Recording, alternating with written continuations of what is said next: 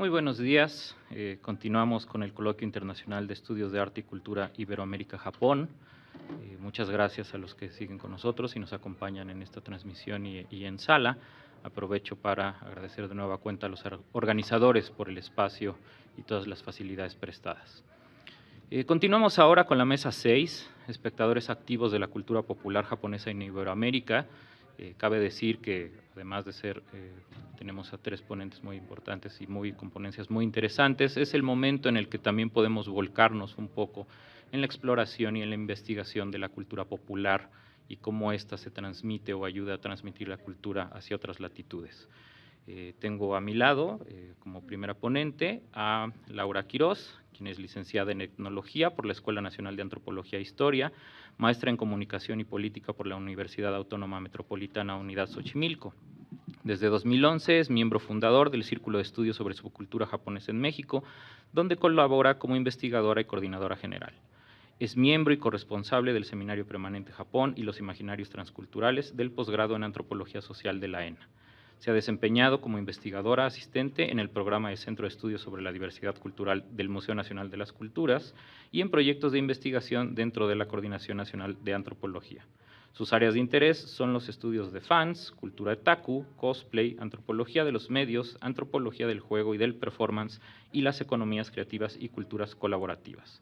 Nos acompaña hoy con la ponencia titulada Mercados culturales del cosplay, articulaciones y tensiones entre culturas colaborativas y poder blando. Muchas gracias. Muchas gracias, Luis, por la presentación, a los organizadores de este maravilloso coloquio, también por aceptar que yo presente esta ponencia y, bueno, a todos ustedes por estar aquí. Bueno, pues como ya lo mencionó Luis, les voy a presentar algo, un poquito un delineamiento de los mercados culturales del cosplay, particularmente aquí en México, y bueno, cómo se van entrelazando con un mercado cultural o bueno, todas unas economías creativas pues que han impactado a nivel global y que bueno, es digamos contribuir a la discusión que se abrió a partir de la conferencia anterior, ¿no? Entonces, bueno, retomando un poquito lo que había mencionado el doctor Gallo en la conferencia anterior, bueno, este precisamente sería un espacio en el que los que no conocen directamente Japón, pues están proyectando esta imagen y esta interlocución con este país a partir de la fantasía y a partir de lo que llega de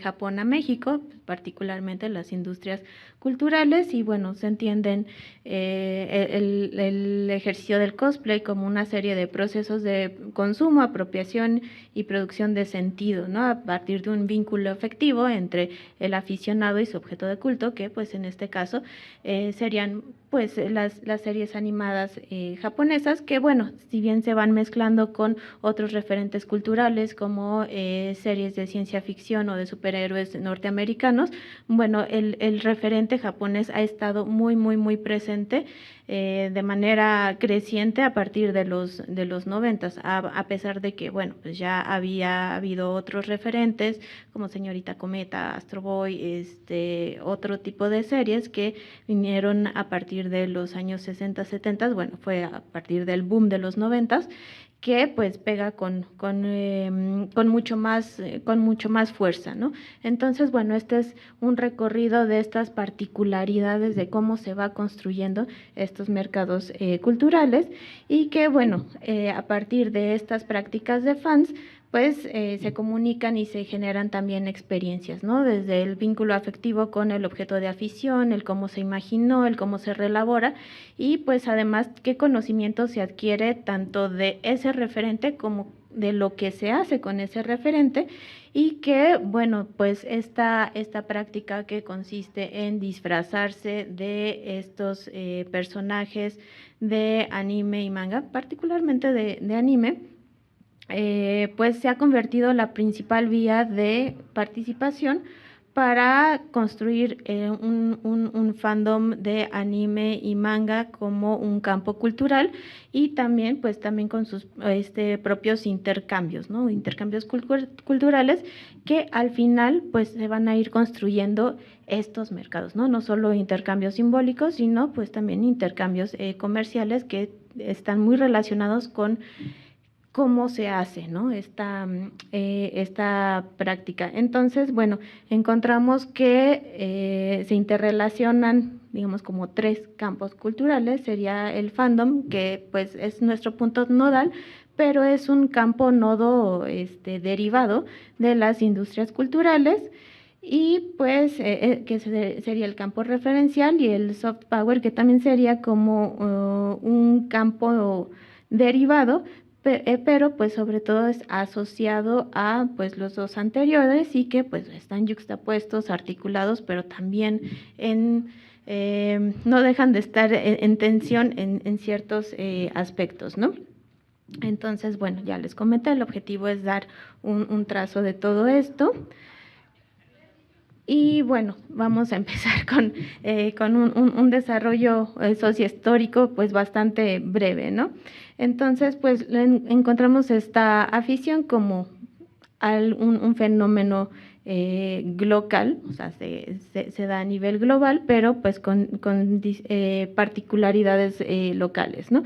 Entonces, bueno, pues encontramos que tiene origen pues también en las convenciones de ciencia ficción en Estados Unidos, en lo que se llamó la Worldcon, creo que todavía sigue existiendo, que bueno, fue la madre de las convenciones de ciencia ficción, y pues en esta primera edición están estas personas que, además de ser aficionados, también están ya inmersos en el mundo editorial, o sea, muy sí de aficionado, pero que va escalando a una profesionalización, que son Forrest J. Ackerman y Rebecca Myrtle Douglas, que pues se disfrazan de personajes inspirados en películas del momento, particularmente en Things to Come, y bueno, eso lo hacían para promocionar pues también sus productos, sus propios productos, ¿no? Sus propias editoriales, sus propias historias, y pues esto llamó la atención. Entonces a los años siguientes empezaron a ir pues más personas, ¿no? Disfrazadas,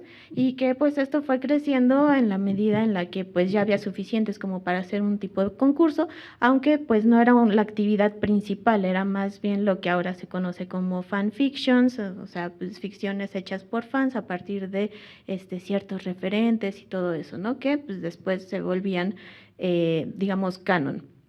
Entonces, pues aquí vemos también un uso del disfraz como promoción y apropiación de contenidos media, ¿no? Damos un brinco hasta los 80s, en el 84 particularmente, que es cuando un periodista japonés, Nobuyuki Takahashi, pues va a Los Ángeles, a la Worldcon de ese año, y pues ve que ya hay más aficionados disfrazados, y pues también hay algunos referentes de la cultura popular japonesa. Decide llegarlo a la Comiket, y bueno, a partir de ahí se cambia el nombre. Antes se llamaba Mascarada, ahora es le pone el nombre de cosplay, de costume y play, ¿no? Que hacía más una referencia a un juego de disfraces más que, digamos, como una mascarada de la aristocracia. Y se va difundiendo esta práctica en este espacio en particular, que pues además está muy asociado a la cultura otaku y también a la propia generación de contenidos. Y bueno, pues ya más o menos para los 2000, ya que hay también bastante auge, pues se va haciendo más que concurso, una muestra más, bueno, no tan internacional, pero bueno, sí con algunos países invitados, y que se da en Nagoya con apoyo de TV Aichi, y que pues había estado articulado con otro evento que, bueno, aquí se ha dicho de la Bienal, pero también había una exposición universal, no sé si también estaba articulado, pero que bueno, fue como una cuestión paralela, y que iba animando, ¿no? a la participación y a la asistencia de estos eventos. y pues viendo que finalmente en los años 90 con el boom de la animación japonesa, pues empiezan a ver que es una de las industrias que más llama del exterior a Japón, y que además, pues con la recesión económica que hubo en esos años, se dieron cuenta que esta industria era la que no solamente la única que no había sido afectada, sino la que estaba creciendo, ¿no? Entonces, pues se vio como una manera de tanto de promover este tipo de industrias como promoverse a través de ellas, y que se va generando esta estrategia de poder blando, que bueno, mis compañeros van a tener mucho mayor conocimiento y detalle de esto, pero que bueno, según Joseph Nye, pues es un poder de atracción a una nación y a los vínculos con esta, sean políticos, económicos, sin tener de por medio una fuerza, ¿no? Sino pues más bien una seducción desde abajito, desde los consumos culturales. Entonces, ya para los 2000, pues se articula todavía más esta estrategia, y es también a la par en la que se da un mayor auge e invitación a este certamen, que es el World Cosplay Summit, que pues de hecho en sus planteamiento dice, bueno, es mantener unos lazos de amistad con otros países a través del anime, el manga y el cosplay, ¿no? Entonces está muy claro el objetivo, y que va muy a la par con una estrategia de soft power que más tarde, hacia el 2010, pues ya se establecería como Cool Japan, ¿no? Entonces es uno de los principales ejes de esta estrategia. Y bueno, pues para 2017 llega se inserta México a este certamen, y que bueno, más o menos como 10 años antes, pues se fue desarrollando la práctica del cosplay a tal grado de decir, bueno, no van a ser disfraces tan amateur, sino pues un poquito ya más elaborados. Aún así, pues la práctica, si bien puede decirse que se ha profesionalizado en el sentido de que pues ya hay más una gratificación económica por participar, o que los mandan a otros concursos, ya sea a nivel nacional o internacional, que los contratan como para promover ciertas actividades o productos culturales. Bueno, o sea, a pesar de eso, todavía está en esta zona en la que está entre lo amateur y lo profesional. Sin embargo, hay una mayor especialización en cómo participar, ¿no? Y bueno, a partir del ingreso al Summit, bueno, pues también se genera toda una red de espacios, ¿no? En la que, bueno, se van eliminando en cuanto a concursos para participar en otros certámenes, también se va promocionando en todas las convenciones, y bueno, es toda una red cosplay en la que participan pues muchas instancias, y que se complejiza pues más hacia la última década, con el uso de redes sociales, ¿no? En el que pues podemos ver que, no sé si aquí pueda aumentar un poquito. Bueno, no importa, pero en cada uno de estos espacios, pues esta práctica cumple una función muy particular, y pues se da una faceta de el trabajo de los cosplayers, ¿no? Y que pues podemos ver que desde antes se ha ido plataformizando, no solo por el hecho de que se ha digitalizado, sino si consideramos que las plataformas son una red de escenarios interconectados en los que también participan distintos tipos de actores o de usuarios, y que responde también a distintos tipos de intercambios, pues si vemos que hay industrias culturales, un fandom y también pues un soft power, pues entonces ya vemos que desde antes ya se ha estado plataformizando, y que además se incrementa con el uso de pues redes sociodigitales, ¿no? Y bueno, vemos que dentro de las propiedades simbólicas pues hay tanto culturales como comerciales, ¿no?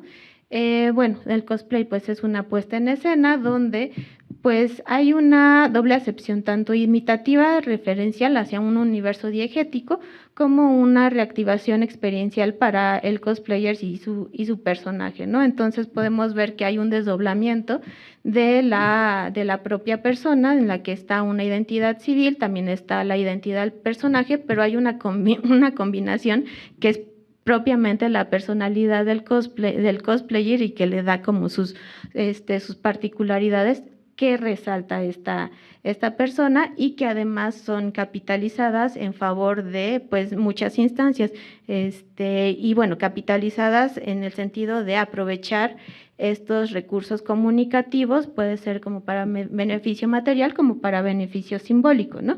Dentro del beneficio simbólico, pues es una reafirmación de sentido de pertenencia, una ampliación del bagaje cultural y una estructuración de campo, ¿no? De una estructuración de un grupo social, de una comunidad.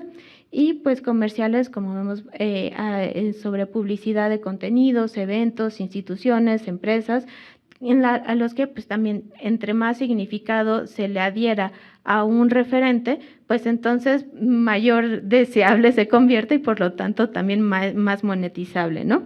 Y pues como vemos hay una reactivación de deseo y de afectos, ¿no? Entonces vemos aquí también una globalización del quehacer cosplay en una cosplayer en particular, que vemos que aquí ya hay una mexicanización de estos referentes de Kill la Kill, de Aqua, de otro anime, incluso de la sopa Maruchan, ¿no? Entonces bueno, ya es una apropiación muy propia de esta chica, en la que también pues resalta, ¿no?, esta particularidad.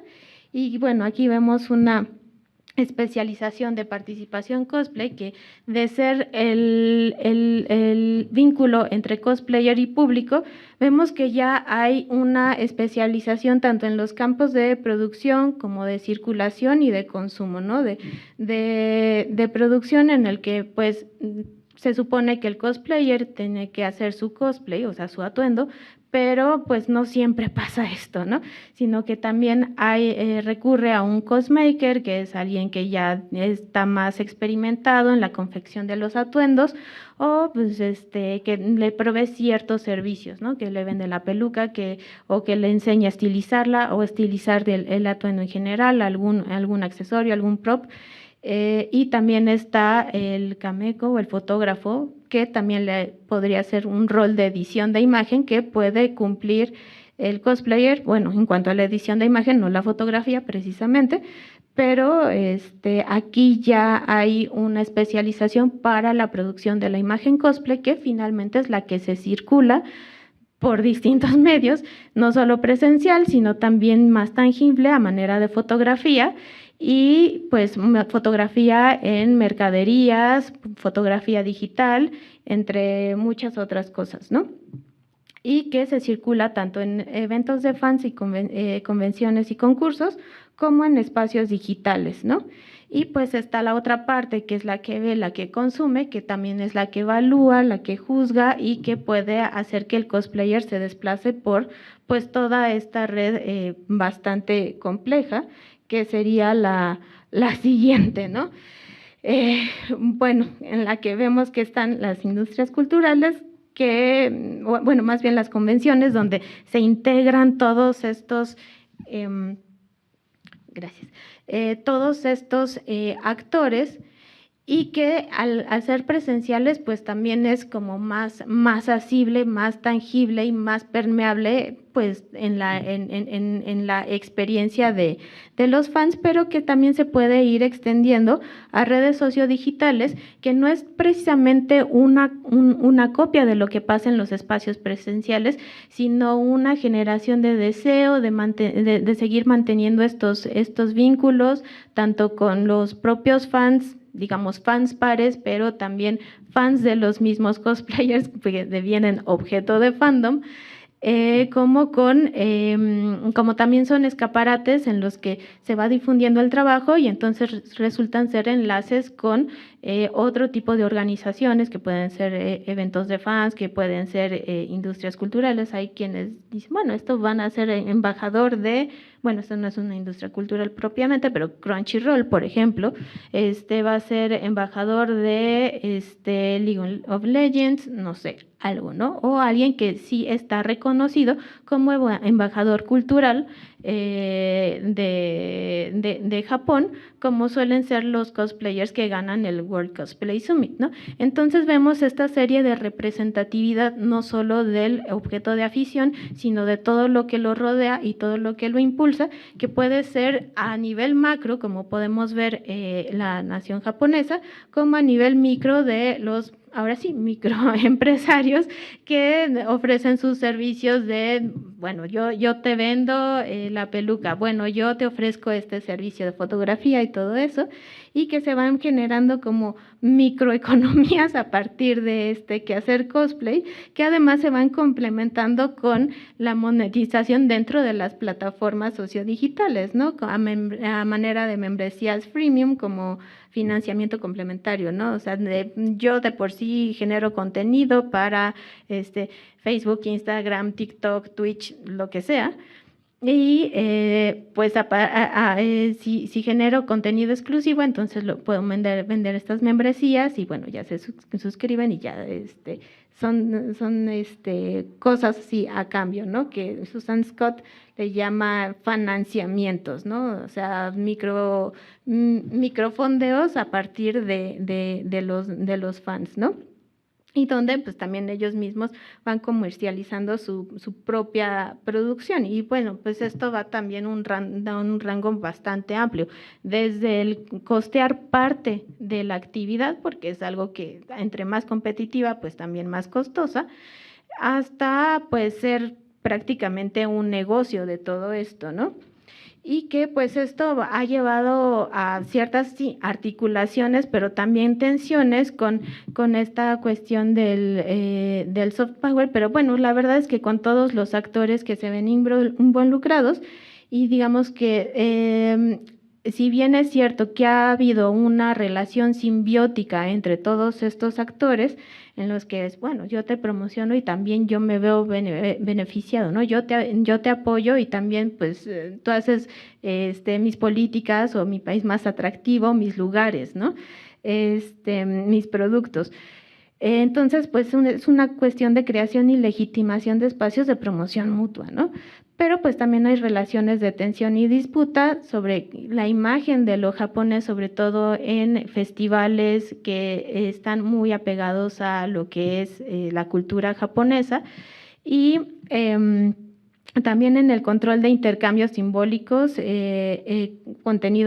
uso de contenidos y mercados derivados, y que bueno, pues esto da también una discusión al uso legítimo, ¿no? Una apropiación del fan y los derechos de uso comercial, y que esto se dio sobre todo en 2020, o sea, reemergió el tema al nombrar a esta cosplayer japonesa, Enako, como una embajadora cultural de Cool Japan, y que alguien le preguntó al ministro de esta estrategia, a Shinji Inoue, si en algún momento iba a haber alguna restricción sobre esta actividad con respecto a los derechos de autor, en los que dicen, bueno, es que están, digamos, como capitalizando con el trabajo de otro, a lo que pues él muy diplomáticamente respondió, bueno, ahorita todavía no tenemos muchos elementos, vamos a seguir impulsando esta estrategia, pero en la medida en la que haya más cosplayers, pues va a convertirse en un problema. Yo diría que en la medida en la que no es que más cosplayers se involucren, sino que se involucren más actores que estén relacionados con el cosplay y que también pues tenga que ver con esta especialización. Al final es cuestión de preguntarse, uno, ¿qué es lo que se, digamos, capitaliza o se aprovecha? Si es en sí el objeto fandom como referente cultural, o es la particularidad de qué es lo que hace él o la cosplayer con ese objeto de afición, cómo lo aterriza en su propio cuerpo, y eso mismo pues qué es lo que hace atractivo para que venda, y no solo en un grado de publicidad macro, sino pues también el hecho de decir, bueno, de dónde genera estas ganancias, y también la cuestión de, bueno, no es precisamente el problema del cosplayer, sino quién es el que lo emplea para publicitar qué cosa, ¿no? Y entonces es un problema bastante complejo que también tiene que ver con los recursos sociales, materiales de esos micromercados anidados. Muy bien, gracias. Que bueno, al final pues están creciendo, han sido difíciles de tratar y pues también bastante complejos de controlar, y sobre todo cuando ven que ahora con la crisis de COVID-19 pues prácticamente o sea, y con con esta cuestión de que pospusieron los Juegos Olímpicos y que se esperaba pues la llegada de mucha gente, pues también pues se quedó más o menos desamparado el World Cosplay Summit, y es esta cuestión de, bueno, hay una contradicción entre un crecimiento de este mercado y que finalmente este mercado tan heterogéneo haya sido el que haya salvado este certamen, que ha sido uno de los ejes de la estrategia Cool Japan, ¿no? Y bueno, a manera de conclusión, bueno, pues, o sea, sí, esta práctica es parte de una infraestructura social bastante grande y también heterogénea, como hemos visto, y bueno, sí tiene una relación simbiótica que, pues, como vemos, no deja de ser también algo conflictiva en cuestión de intereses, ya que pues hay pues muchas partes con diferentes intereses, intencionalidades, incluso en cuanto a cómo delinear sus mercados y cómo realizar sus intercambios. Y también pues hay diversos alcances, ¿no? No es el mismo cosplayer o fan en Japón que en Estados Unidos, que en México, que en la India, que en otras partes del mundo. Entonces, bueno, hasta ahí lo dejaría. Muchas gracias. Muchas gracias, Laura. Muchas gracias por tu interesante ponencia. Es muy importante, como nos has expresado, cómo estos objetos de afición sirven como de mediadores transicionales entre la cultura y la economía. Muchas gracias. Vamos a continuar con nuestro siguiente ponente, Fernando Ruiz. Fernando Ruiz es licenciado en Sociología con terminal en Comunicación Social por la Universidad de Guadalajara, maestro en Filosofía con especialidad en Estética y Filosofía del Arte por la Universidad de Guanajuato, doctor en Comunicación y Política por la Universidad Autónoma Metropolitana y corresponsable del Seminario Japón y los Imaginarios Transculturales del posgrado en Antropología Social de la ENA, así como del Círculo de Estudios sobre Subcultura Japonesa en México. Él realiza la investigación sobre cultura popular y media en China y Japón para el Círculo de Estudios de Subcultura Japonesa en México, y sus líneas de investigación son la piratería, los imaginarios fantásticos populares, las dinámicas y conflictos de las influencias, la cultura popular global, los afectos, las culturas digitales low cost y los estudios críticos sobre Japón. Nos presenta a continuación Wibo, deseo de Japón, deseo de transracialidad, neoorientalismo y performatividad. Para los compañeros que están a distancia, tenemos un tiempo de 20 minutos. A los 5 minutos haré una breve interrupción para avisarles del tiempo. Muchísimas gracias. ¿Qué tal? Buenas tardes. Agradezco mucho que hayan aceptado este trabajo. Igual que mi compañera Laura, que qué bueno que expuso antes que yo, da mucho contexto de lo que yo puedo retomar. Mi trabajo es más que apegado a la cuestión artística, obedece más a una cuestión de orden sociosemiótico y de carácter de la antropología de los medios, ¿no? Entonces, bueno, yo retomaré algunas cosas que mi colega ya mencionó, o esperando que esto pueda funcionar como una suerte de...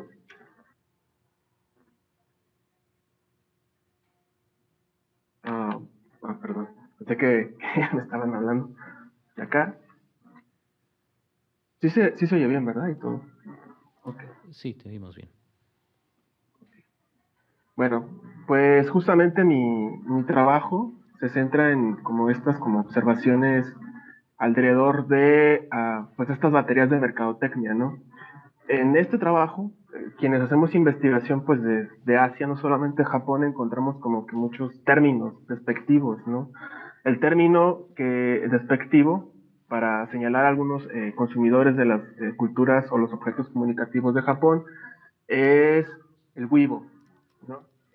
Entonces, bueno, pues nada, lo retomo, lo pienso, y antes que, bueno, descalificarlo así, esto no aporta nada, no tiene información, me parece que al contrario, que nos dice mucho de cómo opera, pues, estas baterías de mercadotecnia, ¿no? Y, bueno, antes de continuar, proseguir, yo voy a pasar a presentarles un pequeño, pues, una serie de apuntes que tengo para, pues, lograr establecer un diálogo al respecto, ¿no? Bueno, bueno, es que no, si amplió la pantalla no me veo, entonces voy a apagar mi cámara un momento en lo que expongo, ya después que termine o ya cuando vaya a terminar, pues la enciendo para que ustedes pues, puedan ver esto, ¿no? Porque yo sí no veo acá. Bueno, pues justamente, bueno, está fallando un poco mi computadora. Bueno, en recientes años, pues han proliferado pues estas tiendas de inspiración japonesa a lo largo y ancho del planeta, en en sus mercancías, desde los media, de entretenimiento hasta el folclore, estos enseres diversos de moda, objetos gastronómicos, etcétera. Lo japonés, ¿no? Ha sido construido tanto como aquello que es continuador y heredero de supuestos conocimientos y saberes, tradiciones milenarias, así como la apoteosis del futuro tecnológico social señalado por todo Occidente, ¿no? Esto lo encontramos en algunos textos sobre orientalismo, y bueno, tecnoorientalismo hoy en día, ¿no? Que es una discusión, es un concepto no recuerdo si es Marcus quien lo pone como tal, y después algunos antropólogos lo retoman, ¿no? Como, pues hay un texto que se llama así tal cual, tecnoorientalismo, y es de un David Roth y una Betsy Wang, ¿no? Está publicado me parece que en Routledge, no tengo bien la editorial, pero es muy clarificado al respecto, ¿no? Y bueno, recientemente justo ya, pues ni siquiera fue un escándalo, ¿no? Con Miniso que decían que eran una tienda, siempre lo dijeron, una tienda de inspiración japonesa, no una tienda japonesa. Pero bueno, en estos teléfonos comunicativos, pues las personas asumieron que como tal era japonesa y bueno, ya vieron que pasó, ¿no? Se desmintió, fue un escándalo. Creo que solamente asustó a los señores, porque la gente como joven como que siempre supo que era este, china, ¿no? Y no japonesa, porque pues esto se mueve en algunos foros como Discord, como Twitch, como TikTok, entonces me parece que no fue tan sorpresivo, ¿no? Pero sí es como indicial o es como muy, pues claro, ¿no? Que lo japonés, pues nada, como se ha construido a través de toda esta historia, pues infunde respeto y admiración, ¿no? Produce efectos y afectos que encantan, seducen y conquistan, ¿no? Y atrapan, por supuesto, ¿no? Y bueno, pues pasado por este filtro, lo japonés es signo de una pretendida y refinada sensibilidad y gusto que pues genera cierta ansiedad de posesión y deseo de estar allí, ¿no? De un modo u otro, las máquinas japonesas diplomáticas, culturales y publicitarias pues han aprendido a producir dicho afecto, ¿no? Y a reprovechar y explotar pues toda gama de efectos sociales, estéticos y políticos derivados de ello, ¿no? Yo siempre he dicho que para estudiar estos temas como de mercadotecnia y de antropología, habría que dejar cierta ontología muy iluminista, muy clásica, y habría que retomar estas ontologías de los ensamblajes, de la ontología orientada al objeto, ¿no? Con Harman, con Delanda, ¿no? Con Deleuze. Entonces aquí hay como una ruptura metodológica que se nota, ¿no? Incluso ustedes lo notan en estos congresos, ¿no? O sea, hay unas visiones muy historicistas, muy de pie a pa, y ahora en día lo que hay que complejizar son estos flujos, ¿no? Y bueno, pues uno de estos autores interesantes, pues es Félix Guattari, que no es tan nuevo, es un clásico de los 60, ¿no? Y pues él dice, pues justamente que pues una máquina como tal, ¿no? Se trata de un aparato conceptual que atañe a procesos de semiotización, codificación, descodificación, desterritorialización y territorialización, ¿no? A ciertas dinámicas y flujos del sentido, a ciertas torsiones, variaciones, mutaciones, etcétera, y agenciamientos, es decir, afectos, funciones, negociaciones, tensiones, etcétera, que a su vez dan paso a otras máquinas conceptuales, ¿no? Como bien lo trabaja con Deleuze. En este caso, lo que yo quiero señalar es que en el pleno de estos intercambios simbólicos en la era del soft power, de los soft powers, ¿no? Como bien lo señalan los internacionalistas, que me parece muy, muy prolijo este término dentro del campo, ¿no? Y sin afán de agotar el tema en este momento, ¿no? Pues una máquina como tal, una máquina semiótica, o estas máquinas semióticas erigidas por Japón, pues constan, ¿no? De ciertos corpus compuestos de publicidades virales, textos especializados, ¿no? Incluso, bueno, pues podríamos pensar que lo que apoya Fundación Japón y la embajada, pues también está operando allí, está jugando allí, ¿no? Como una suerte de contenido, un objeto comunicativo, pues dentro de un programa gubernamental o de Estado que atiende justamente a cumplir ciertos handicaps, ¿no? Dentro de estos grandes programas, ¿no? Y bueno, me parece muy prolijo justamente el término de soft power porque es una pregunta, pues, muy, muy bien hecha sobre la conjunción o el nodo, pues, entre Estado, entre culturas populares, entre industrias creativas, ¿no? Y bueno, esta cuestión de, bueno, el espectador, ¿no? Y esta pregunta por entonces, ¿qué es el espectador hoy en día, además de un consumidor? Bueno, ya lo iremos respondiendo, ¿no? Entonces, bueno, pues Japón, pues justamente tiene este corpus de publicidades, como les decía, virales, textos especializados, pretendidamente analíticos, ¿no? Reportajes con cierta afinidad turística, como estos youtubers, estos tiktokers, trabajos académicos cuyas temáticas involucran análisis de anime, videojuegos, música, cine, literatura u otros productos de media japonesa, etcétera, en cuyos entrecruzamientos se producen cierto efecto de atracción y seducción, ¿no? Efectos diseminados a través de toda suerte de dispositivos visuales, discursivos y experienciales, desde una imagen hasta, pues esto, de la anécdota del viajero, ¿no? Que de esto los académicos más grandes se pintan solos, ¿no? Si yo fui tal y me traje un Buda de tal, o sea, sin afán de ofender, pero es precisamente como estos indicios que justamente los antropólogos pues etnografiamos para construir estas cosas, ¿no?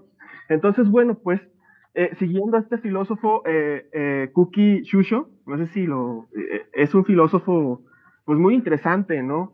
Que me parece que desborda el campo de la estética, ¿no? Pues hemos optado justamente por denominar a estas máquinas como máquinas vitae, ¿no? Como él lo enuncia tal cual, en función de que el rasgo más visible de dichas maquinarias es la producción de cierto principio de atracción, esos vitae, ¿no? Tenía que ver justamente pues con esta dimensión del afecto y los efectos derivados de estos anclajes o de estos ensamblajes afectivos, ¿no? Hay que recordar que afecto es esto del contagio, ¿no? Como dicen algunos filósofos los clásicos, algunos antropólogos clásicos, ahora modernos como Matsumi, ¿no? Y bueno, vitae es la traducción al japonés que Kuki hace de la palabra coquetterie, ¿no? Es coquetería en francés, ¿no? Entonces, bueno, pues este principio de atracción, pues es definido como la tensión que existe entre el sujeto, el deseo, las promesas, las mercaderías, creadores y producturas de las mismas, en donde se asume de antemano la resignación frente a la realización de dichas promesas, sea un tipo específico de viaje a Japón o la posesión de un artefacto o objeto específico, y la persecución activa de la posibilidad por la posibilidad misma, ¿no? Que en palabras de Kuki, pues es lo que constituye la esencia del placer y en ese acercarse, reduciendo la distancia al máximo y manteniendo al mínimo el distanciamiento, ¿no? Una erótica particular, ¿no? Que asigna a la atracción el estatuto de puro potencial dinámico, ¿no? Esto es lo que Kuki pues nos deja ver y es, ok, así funciona la mercadotecnia en Japón, ¿no? Bueno, entonces es la asunción, y no solo en Japón, es justamente como el modelo de soft power, ¿no? Es lo interesante, ¿no? Es la asunción de la imposibilidad post justo o la fuerza de la posibilidad por la posibilidad misma, ¿no? La que inyecta pues cierto vigor estético a los objetos, códigos, narrativas, imágenes y contenidos y pues de alguna manera configuran la devoción, las promesas y cualidades de los artefactos diseminados y lo que detona el brillo en los entornos imaginarios y utópicos promovidos por dichas máquinas, ¿no? Es pues lo que funge como el motor, ¿no?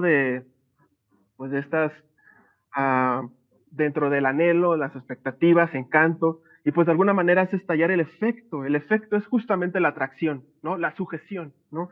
Es de este modo como las máquinas vitae pues confeccionan toda suerte de objetos en permanente venir, mutación, expansión y extensión, insuficientes para calmar una sed que de antemano se sabe que no puede ser aplacada, ¿no? Pues aniquilaría justamente, pues esto, el placer en la devoción, de la devoción, ¿no? Entonces se trata de mercaderías destinadas de alguna manera a desorientar y reorientar, estimular los afectos, el deseo y detonar la admiración. Es algo del orden de la seducción, ¿no? Producción, pues, de disposiciones y afectos convenientemente favorables a los intereses de las diplomacias culturales y empresariales, pues, japonesas.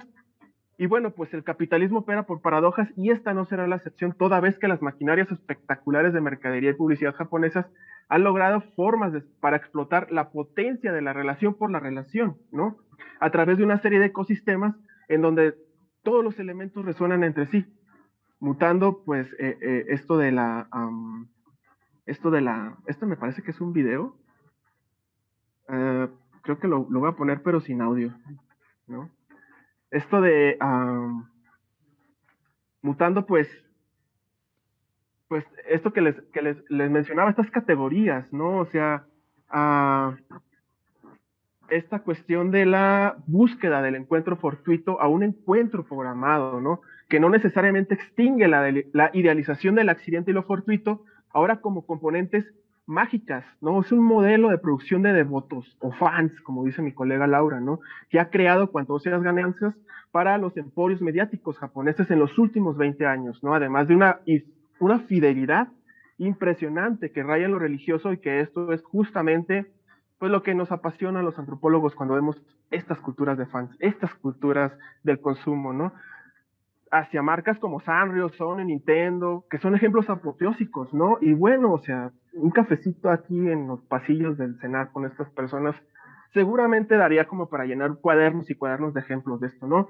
Entonces este fantaseo pues apunta a este extraordinario pensador japonés, Naoki Sakai, que trabaja en la traducción, ¿no? Emana de una compleja relación que existe entre sujetos,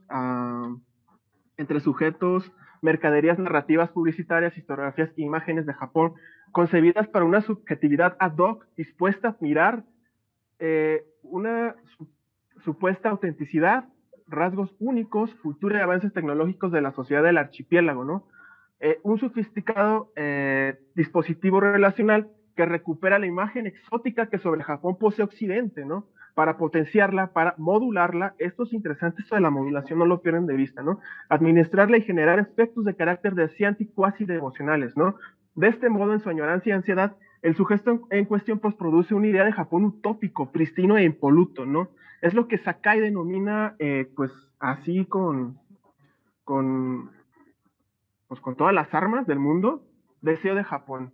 Y es súper complejo, ¿no? Y esto, pues no sé, bueno, acá en la antropología sí lo vemos, quizá en Colmex no lo ven porque están como muy en esta cuestión histórica. Además que ya su planta docente, pues sí es muy, muy vieja. Estos son conceptos muy nuevos, son conceptos que se están planteando a la luz de el intercruzamiento de la cuestión algorítmica, la cuestión del consumo y la subjetivación de esto, ¿no? Para explicar justamente qué es el fan, si es un consumidor y si está sujeto a ciertos modelos que atienden a extractivizar su actividad. Pero bueno, sobre esto no es una tesis, no es una ponencia de ello.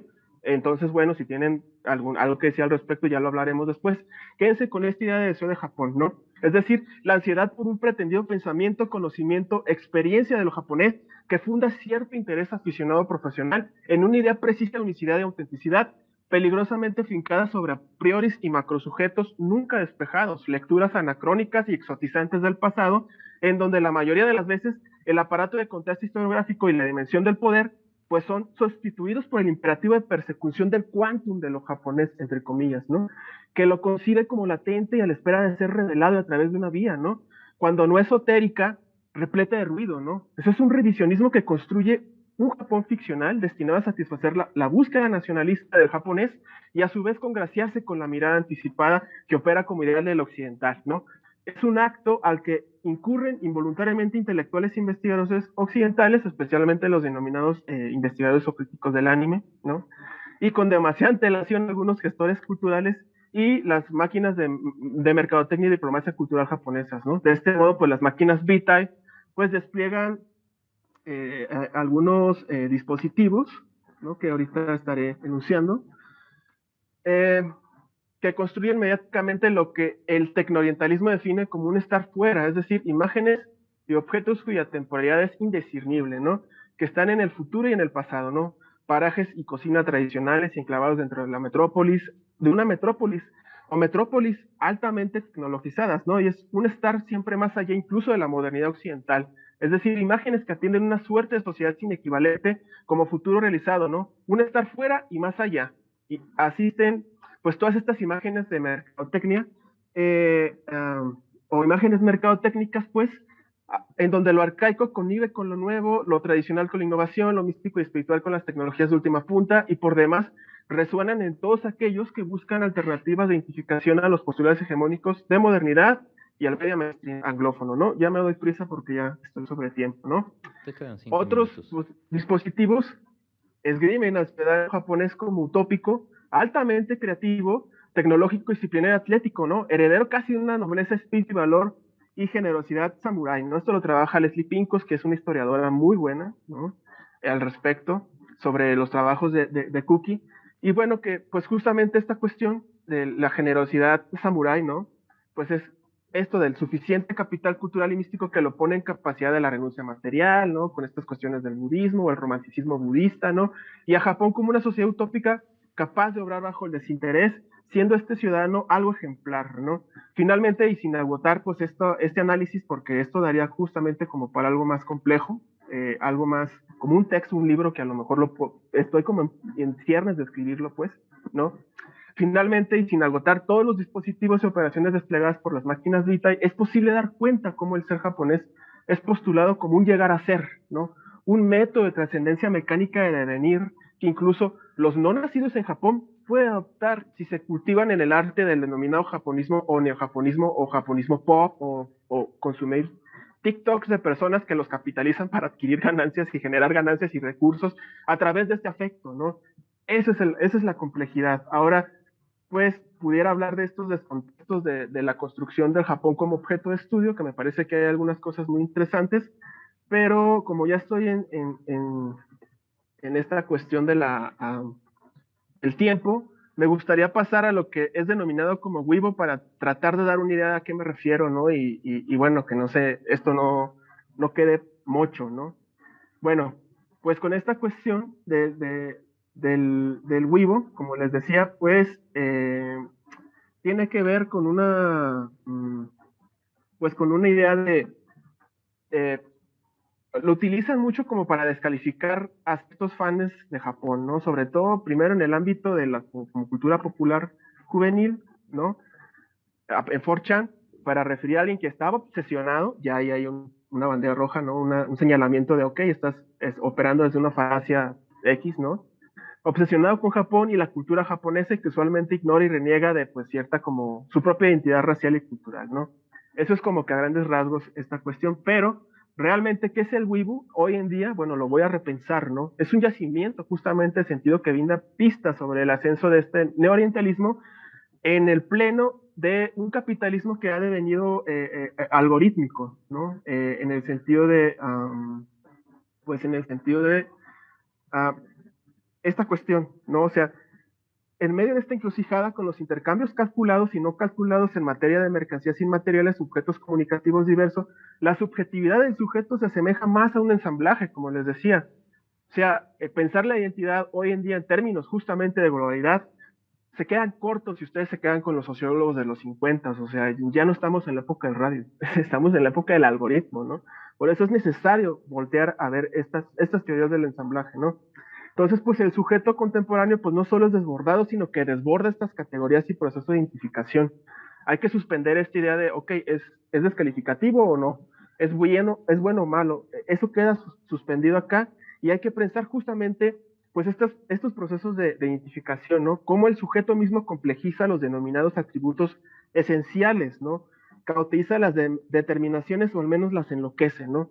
Y pues al parecer lo único que queda claro dentro de estos procesos es la construcción permanente de lo que decimos ser, como apunta Judith Butler, que por cierto le van a dar el honoris causa, ¿no? Lo cual me parece muy bien. Pues ella justamente lo que apunta es que queda implícito un agente, ¿no? Un cogito, el cual pues en cierto modo adopta, o sea, dueña de esa cualidad, ¿no? De ese estilo de vida, ¿no? Y bueno, pues la identidad o identificación es una situación ahora de la local y global, ¿no? Que hace más complejo pues estas experiencias en torno a la especialidad, corporalidad y materialidad.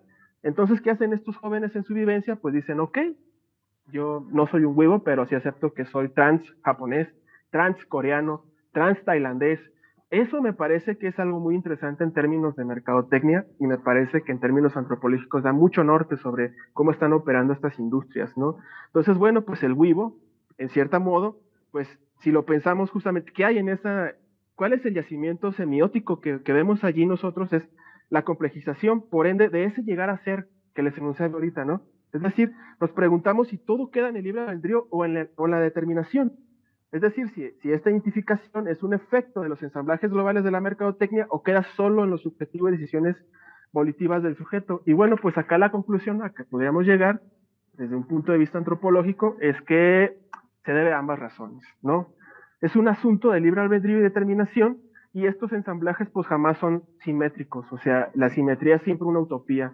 Las relaciones sociales siempre son asimétricas o siempre están en construcción, ¿no? O sea, eso es el conflicto y la tensión que los antropólogos pensamos siempre, ¿no? Entonces, pues esto puede estar justamente recargados hacia un lado, para diagramatizarlos habría que acudir a ciertas metodologías como el mapeo, que bueno, pues aquí hay algunas sugerencias de algunos autores que trabajan esto no lo estoy sacando de la manga, o sea, esto es lo que estamos viendo en la antropología en 2022, ¿no? Y pues de alguna manera estos aspectos culturales, cognitivos, emocionales, estos moods, estas creencias, estos rangos de intenciones, deseos y otras formas de acoplamiento afectivos nos permitirían pensar justamente esto, ¿no? O sea, digamos que en algún momento lo que se escribía estaba en el campo 1, en la capitalización, en las relaciones, en la descripción. Ahora pasamos a la cuestión algorítmica, ¿no? Pero como decía mi compañera Laura, ya no es solo el algoritmo, ya no son solo las plataformas, sino que son sujetos que atados de alguna u otra manera en términos afectivos o culturales, están siendo extractivizados y reconvertidos, y bueno, y estos data que extractivizan de ellos, pues son a su vez reconvertidos en bases de datos que en conjunción con otras bases de datos son capaces de dar valores que pueden ser reconvertidos a ganancias monetarias, no tal cual, ¿no? O sea, esto lo trabaja, Laura debe de saber, este antropólogo que tiene un texto sobre plataformas en Japón, por ahí luego me dirá el nombre. Fernando, disculpa que te interrumpa, tenemos que ir concluyendo, estamos sobre tiempo.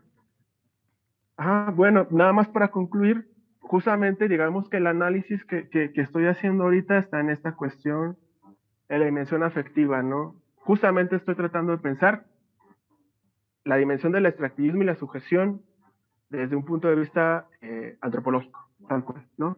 Por ello, me parece que el Weibo, como tal, es una categoría que no habría que descalificarlas así de ya en automático, sino más bien habría que repensarlas a la luz de estas nuevas opciones.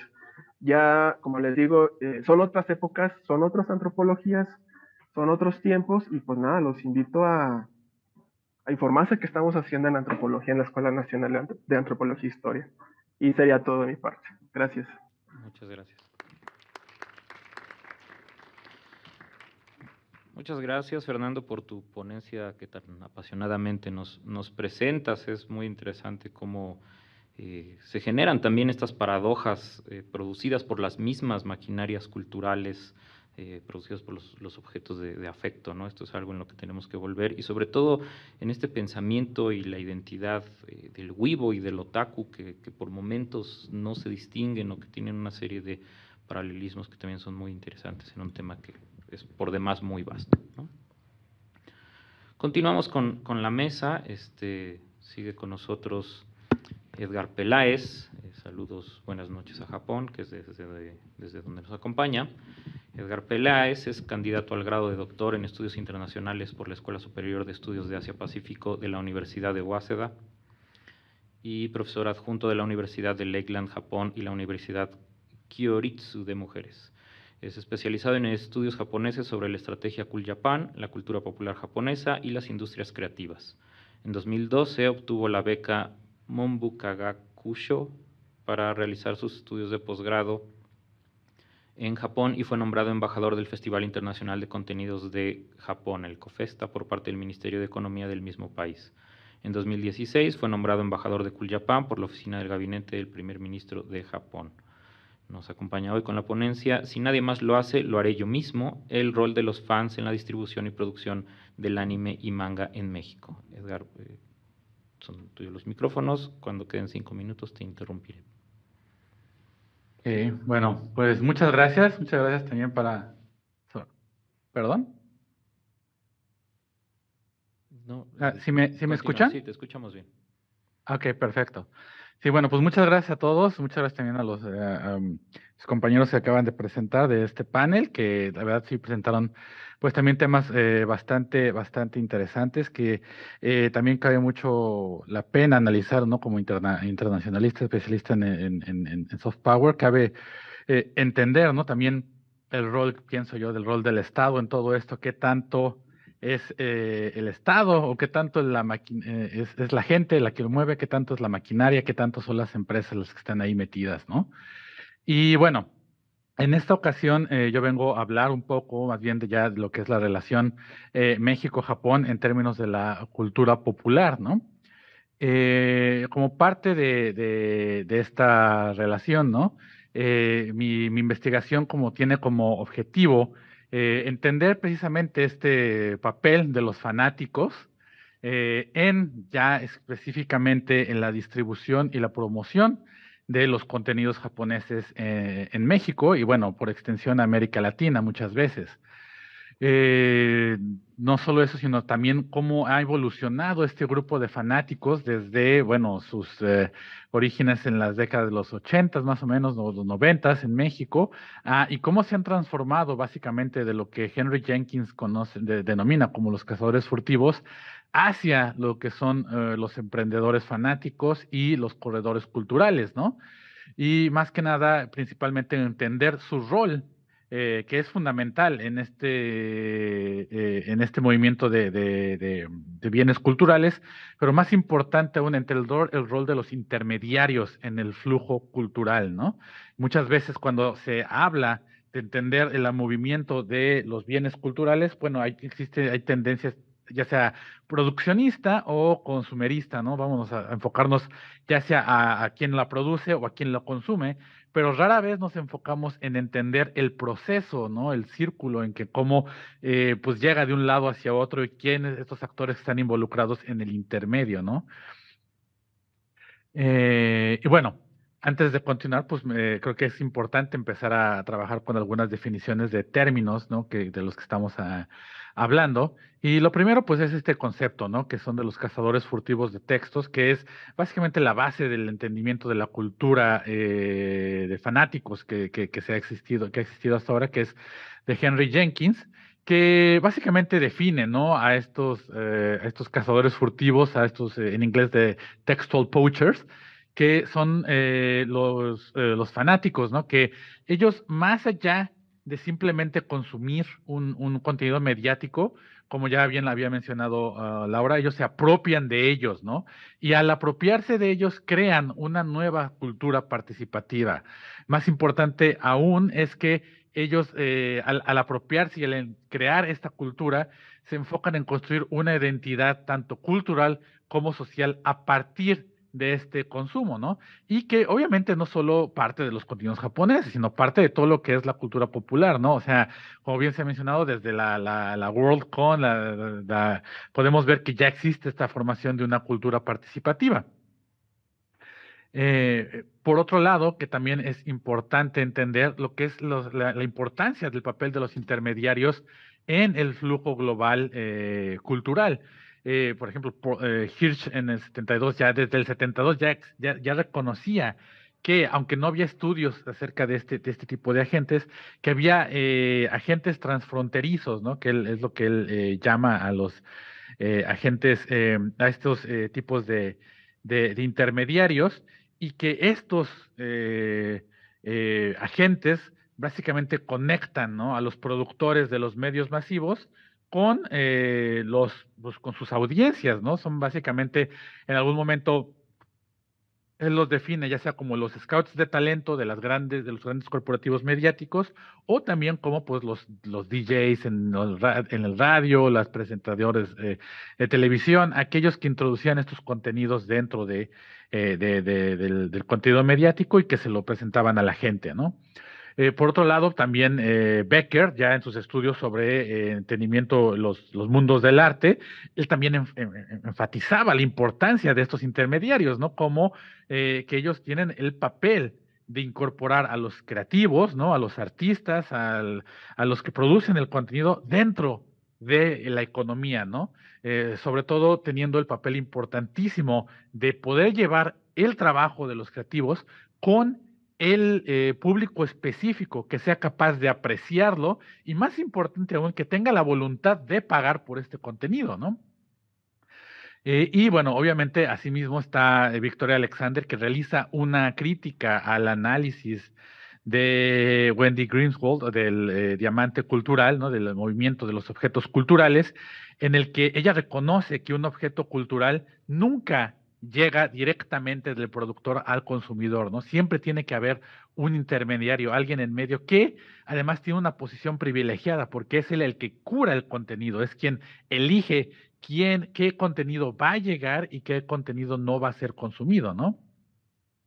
Entonces, estos intermediarios tienen un papel importantísimo en este movimiento flujo de contenidos y que de alguna manera, pues, juegan, lamentablemente no se ha estudiado suficiente, ¿no? Cuando hablamos de los medios, ¿no?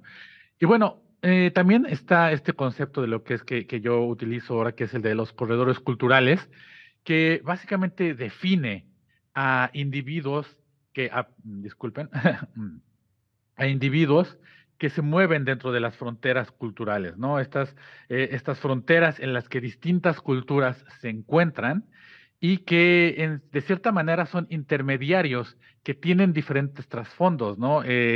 Muchas veces se tiende a utilizar este término en estudios históricos cuando dos culturas se encuentran, ¿no? Cuando, por ejemplo, culturas occidentales vienen a América y se encuentran con los nativos americanos, aquellos, por ejemplo, personas que pueden hablar ambos idiomas, aquellas personas que se dedican a comprender y moverse entre ambas culturas para crear vínculos entre ellas.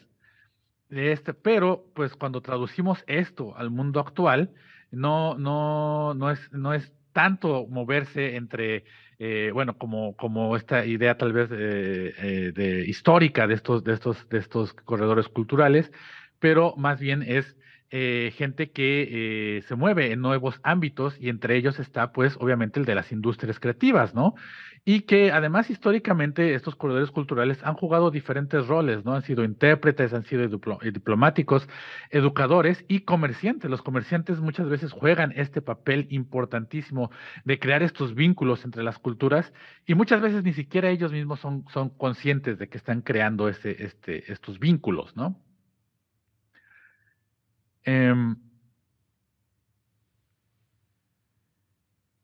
Y esto también nos lleva a comprender otro principio que es muy importante como parte de estos corredores culturales, que son los fanáticos emprendedores, ¿no? Que es parte de las culturas creativas actuales, ¿no? Que rompe un poco con el concepto clásico de la imagen de negocios que tenemos de un emprendedor de negocios, ¿no? Que se tiene esta idea casual de que, bueno, un emprendedor, ¿no? Tiene, es esa persona, ese individuo que es capaz de iniciar o introducir cambios en instituciones que ya existen, ¿no? O aplicar nuevas ideas y soluciones creativas a la resolución de problemas dentro de un sector económico predeterminado, ¿no? Básicamente como personas que pueden producir cambios al reconocer nuevas oportunidades y que toman riesgos calculados para poner alguna oportunidad de la que puedan beneficiarse económicamente. Y obviamente existe este emprendimiento dentro de las industrias culturales, ¿no? Que básicamente son aquellos individuos que buscan estas oportunidades a partir de innovaciones culturales o de contenidos que son novedosos. Sin embargo, a diferencia del clásico emprendedor que tenemos de las definiciones pues de negocios, ¿no? De las estudios de administración y de negocios, los emprendedores culturales tienen tres características que los diferencian de otros tipos de emprendedores, ¿no? Que son, por ejemplo, tienen que enfrentar altos niveles de incertidumbre. Y esto se debe principalmente a que ellos trabajan, ¿no? Con preferencias que no son estables, ¿no? O que cambian constantemente, ¿no? El ambiente en general alrededor de los productos de la cultura popular es extremadamente dinámico y algo que hoy es popular, mañana deja de serlo. Entonces, pueden cambiar rápidamente, cual los obliga a estar en contacto constante, ¿no? Con sus consumidores, ¿no? Y que además muchos de sus productos tienen un límite para ser económicamente beneficiosos muy corto. Básicamente lo que quiero decir es de que los emprendedores culturales no son solo afectados por los cambios macroeconómicos en la economía, ¿no? Sino que también por las impredecibles preferencias de los consumidores, que son mucho más, que obviamente todos los productos pueden ser afectados por esto, ¿no? Pero en el caso de la cultura popular, cambia muchísimo más rápido que con otros y tiene un grado de poca predictibilidad, que es mucho mayor a que con otros productos, ¿no? Además de esto, pues es que tus productos tienen implicaciones sociales y culturales para los consumidores, precisamente algo de lo que comentaban sobre los weeaboos, ¿no? O sea, sí hay, y parte de estas, de las culturas participativas, ¿no? Sí hay una apropiación, sí hay una identificación con ellos. Es algo que va más allá de simplemente estoy comprando esto porque es un alimento o es algo que necesito. Es algo que identifica a sus consumidores, ¿no? Y finalmente, muchas veces sus motivaciones no son enteramente comerciales, ¿no? Muchas veces ellos están motivados por su fanatismo, lo que no necesariamente quiere decir que van a tener éxito comercial en sus emprendimientos, ¿no? De hecho, aunque en esta presentación voy a hablar de dos casos que son exitosos, por esos dos que son exitosos hay muchísimos que intentan entrar a esto y que no necesariamente tienen ese éxito, ¿no? Pero aún así, estos emprendedores tienen la voluntad de abrir caminos que conecten al contenido cultural con sus comunidades de fanáticos en su localidad. Y bueno, ¿cómo es que esto todo se relaciona? Pues obviamente tenemos que hablar del anime en México, que ya se ha hablado un poco antes, ¿no? Lo que comentaba Laura, de que, bueno, tenemos contenido que existe en México desde las décadas de los 60 hasta los 80, pero ese gran boom que se da en México se da en la década de los 90, y básicamente hay tres puntos importantes que concuerdan para realizar este boom, ¿no? Por un lado, ya desde los 80 había una explosión global de la cultura popular japonesa que va de la mano con el crecimiento económico de Japón, ¿no? Con este momento en que Japón se empieza a volver una potencia económica y que empieza a generar atracción, no solo para entender su modelo económico, sino también pues de las clases medias que empiezan a originarse en culturas no occidentales, ¿no? Principalmente en Asia del Este, pero pues también en otros países, ¿no? Al mismo tiempo, durante los décadas de los 80 y hasta los 90 es cuando la economía mexicana se empieza a abrir, ¿no? Se da estos cambios radicales, ¿no? En que se sustituye esta economía de la sustitución de importaciones por una economía de mercado y que eventualmente concluye con la apertura gracias a NAFTA, ¿no? Al Tratado de Libre Comercio de América del Norte, pero que esto cambia radicalmente el sistema de telecomunicaciones de México, ¿no? Obliga a que el gobierno mexicano aplique las mismas políticas que le pide el Fondo Monetario Internacional para salir de una crisis de la que viene en los 80, y como parte de este modelo de modernización viene que el Estado se retire de la economía, lo cual hace que venda sus televisoras públicas, ¿no? De Imevisión. Se crea TV Azteca y que pues, obviamente crea una competencia que no existía antes dentro del mercado de telecomunicaciones en México. Y justo cuando pasa esto, en el 92, llega Bandai a México, ¿no? Como una rama de la oficina de España, que también eso tiene que influir mucho, ¿no? Que Bandai que llega a México no es una subsidiaria de Estados Unidos, de la rama estadounidense, sino de la rama europea, en la cual ya se había hablado de anime, ¿no? Y bueno, con esto se crea una alianza básicamente entre Bandai, Toei Animation, TV Azteca para introducir de los Caballeros del Zodíaco, que resulta ser un éxito y que se trata de repetir con otros contenidos, ¿no? También como Sailor Moon, y bueno, que TV Azteca se vuelve esta televisora que empieza a generar ingresos a partir de traer contenidos japoneses, ¿no? De hecho, en sus primeros años de operaciones, el contenido más redituable que tenía eran los Caballeros del Zodíaco. Pero todo este proceso, ¿cómo se traduce dentro de la formación de una subcultura en México? Y es que también durante los 90s, ¿no? Yo lo denomino que existen dos periodos grandes, ¿no? En este momento, ¿no? Que están interrumpidos por un periodo pues, yo diría como una extensión de los cazadores furtivos, que es de los 90 hasta los 2000, 2010, más o menos, que es pues los otakus, los fans que ellos tratan de crear esta cultura participativa, y la de los corredores culturales, ¿no? Que ya pasa a ser de un fanatismo, digamos, de un movimiento como amateur a una profesionalización y en el que se crean empresas alrededor de estos contenidos, ¿no? Entonces, en esta etapa de los cazadores furtivos, que es cuando surge esta subcultura otaku en México, las tiendas especializadas que venden estos contenidos, ¿no? Se empiezan se convierten en espacios de socialización y en el que los fans empiezan a consumir, pero no solo eso, sino que participan en la promoción de estos contenidos, principalmente formando clubes en los que, bueno, se reúnen, ¿no? En estas tiendas, a veces ni siquiera compran cosas, pero simplemente se juntan ahí para platicar, para compartir, para conocer gente, ¿no? Recordemos que en estos entonces apenas estaba, pues el internet se empieza a hacer algo hasta finales de los 90, ¿no? Entonces, en estos momentos, si uno quería conocer gente que le gustaba lo mismo que uno, pues tenías que estar ahí en el lugar, ¿no?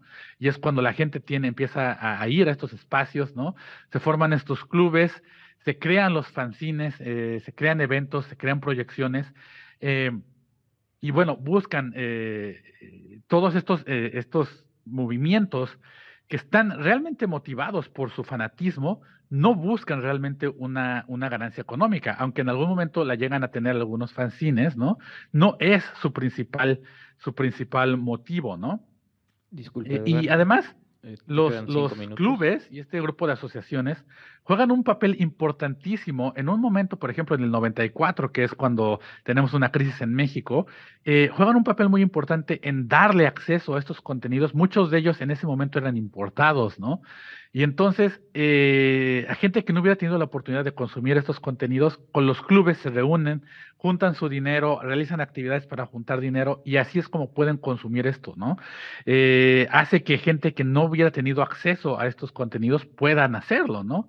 Y no solo eso, ¿no? Sino que además tratan de crear, de acrecentar la audiencia de estos contenidos.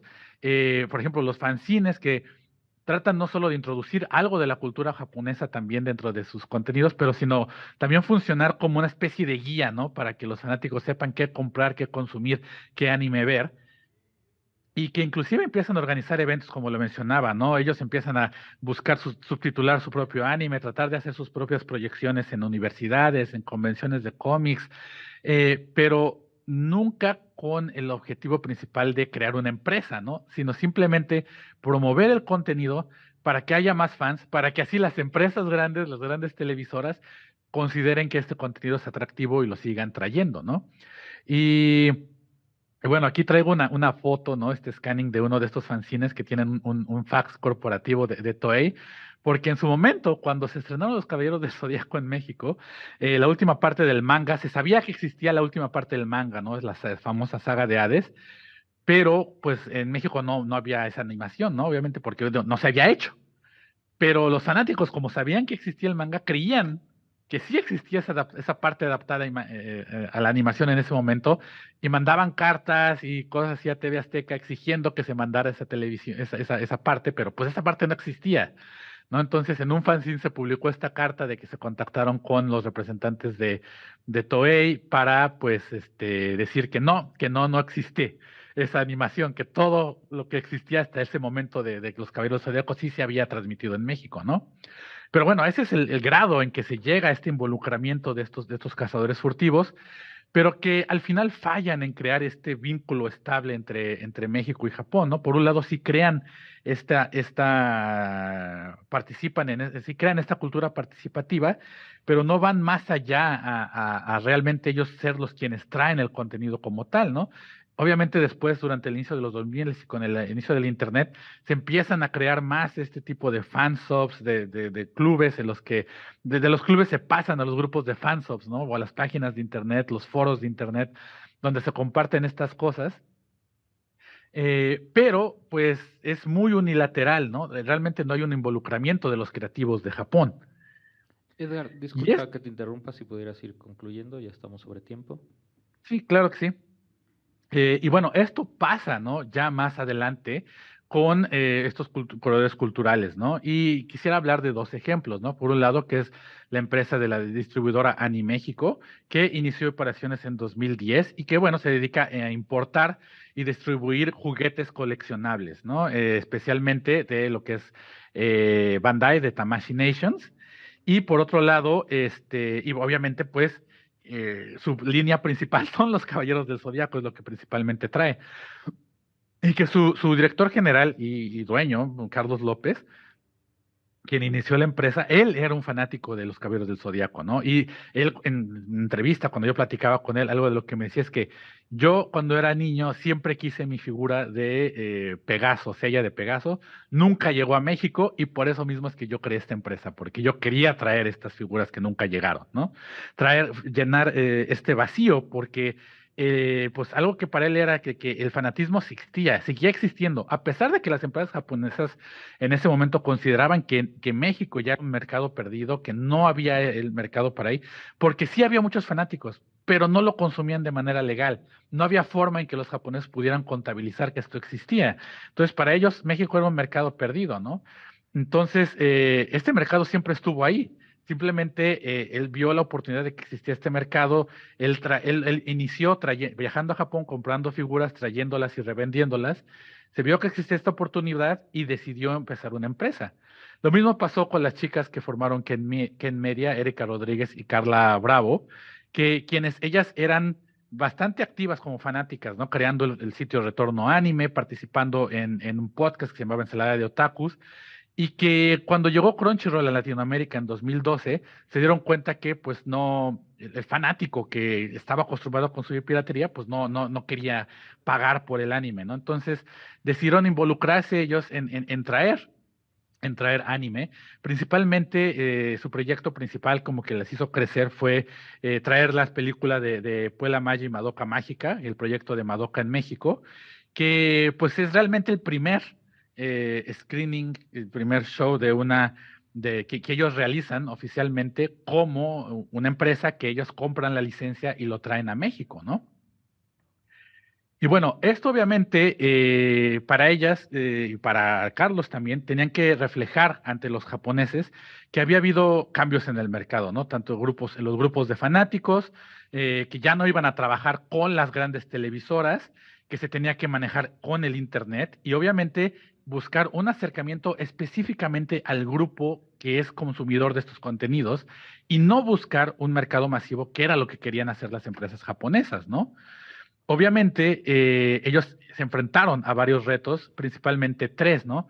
Negociar con Japón, la cercanía que tenemos con Estados Unidos, obviamente, porque para muchas de las empresas japonesas asumían que México, el mercado mexicano, como una extensión de Estados Unidos, ¿no? Que no es realmente eso, ¿no? Y obviamente convencer al público de que lo que ellos hacían era legal y de que realmente estaban trayendo el contenido original, ¿no? Disculpa, Y Edgar, bueno, nos hemos quedado sin tiempo. Este, sí. es Bueno, el ambos tema es vasto. enfrentaron estos retos y que al final han sido bastante exitosos, ¿no? Por un lado, en el caso de los coleccionables, México ha sido uno de los mercados que ha crecido más en los últimos años, ¿no? Alrededor del 130%, de acuerdo de los datos que me otorgó DAM, y que es el segundo, básicamente, detrás de Estados Unidos, ¿no?